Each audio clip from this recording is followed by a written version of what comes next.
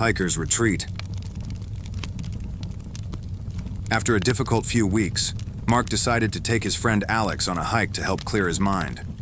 Alex had recently gone through a personal tragedy, and Mark thought some fresh mountain air would do him good.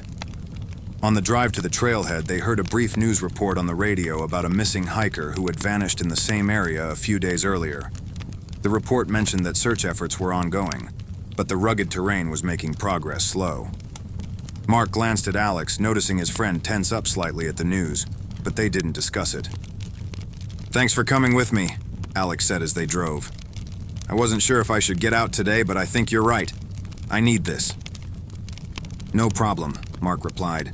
"Sometimes being surrounded by nature helps you reset. It's peaceful out here." The two friends started their hike under a bright morning sky. Trees and bushes engulfed their surroundings, casting long shadows across the narrow trail. They paused occasionally to take in the sights. A distant waterfall glinting in the sunlight, a family of deer grazing quietly in the underbrush. The fresh scent of pine and damp earth filled the air, offering a welcome contrast to the staleness of recent days. At one point, Mark and Alex spotted a figure in the distance, standing still at the edge of a clearing. The figure was too far away to make out any details, and before they could call out, it disappeared into the woods. "Did you see that?" Alex asked, his voice low. "Yeah," Mark replied, frowning. "Probably another hiker." "Yeah, probably," Alex echoed, though unease had crept into his voice. As they continued on, an eerie silence settled over the forest, broken only by the crunching of leaves beneath their boots. A strange sense of being watched gnawed at Mark's mind, but he pushed the thought aside. "It's really nice out here," Alex said, his voice softer, more thoughtful. "Yeah, it is," Mark agreed. "It's a good reminder that there's still beauty in the world, even when things feel overwhelming."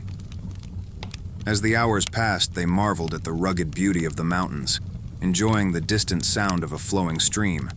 They didn't speak much, but the silence was comforting, punctuated only by the rhythmic crunch of their boots on the trail and the occasional chirp of birds overhead. A little further on, they stumbled upon something deeply unsettling. A mangled animal carcass lay in their path, its limbs splayed out at unnatural angles. The flesh was shredded in a manner that didn't resemble any typical predator's attack. Flies buzzed around the remains, and a metallic scent of blood hung heavy in the air. The ground beneath it was soaked dark red, and tufts of fur were scattered haphazardly around the scene, as if whatever had done this hadn't merely killed the animal but savaged it with deliberate brutality.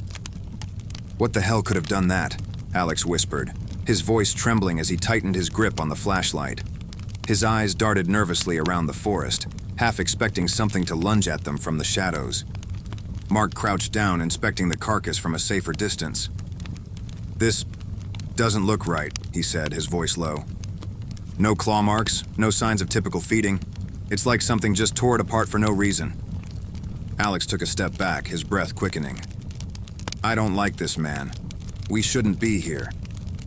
Mark stood up quickly, glancing around with a sense of growing unease. The dense trees loomed overhead, casting long, eerie shadows in the fading light. The earlier sense of peacefulness was gone, replaced by an oppressive atmosphere that made every rustle of leaves feel like a threat. "Yeah," he agreed. "Let's keep moving. Fast." They pushed forward, their earlier lighthearted mood completely gone. Nothing about the forest felt peaceful anymore. It felt hostile. The growing darkness made it harder to navigate, and soon they realized they were hopelessly lost. Night had already taken over, and all they had were flashlights and no clue how to get back. The thick canopy overhead blotted out any trace of moonlight, leaving them in near total darkness. Their flashlights flickered ominously, the batteries slowly dying. "We need to find shelter," Mark said. "It's too dangerous to keep moving in the dark."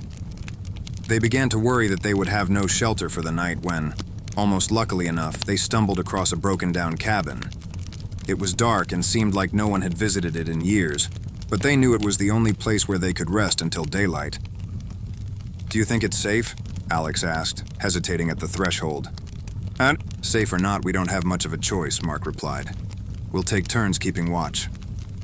They knocked on the door a few times, but no one answered, so they let themselves in. Strangely enough, a perfect bed fitted for one person awaited in the center of the room. Mark and Alex exchanged uneasy glances, but exhaustion won out. They agreed to take turns sleeping while the other stayed awake to keep watch. Alex took the first watch, and Mark lay down to rest. As he tried to sleep, Mark couldn't ignore the collection of paintings around the room. Portraits of strange-looking people all peering at them, each wearing a smile that sent chills up his spine. The dim glow of the flashlight barely illuminated their faces, making them seem even more sinister. Despite the unsettling sight, his exhaustion from the hike got the best of him, and he was eventually able to ignore the faces and fall asleep. Mark woke in the morning with a start. The room was eerily quiet. He sat up and noticed Alex was gone, and the paintings he had seen the night before were no longer there. Instead, he saw only windows,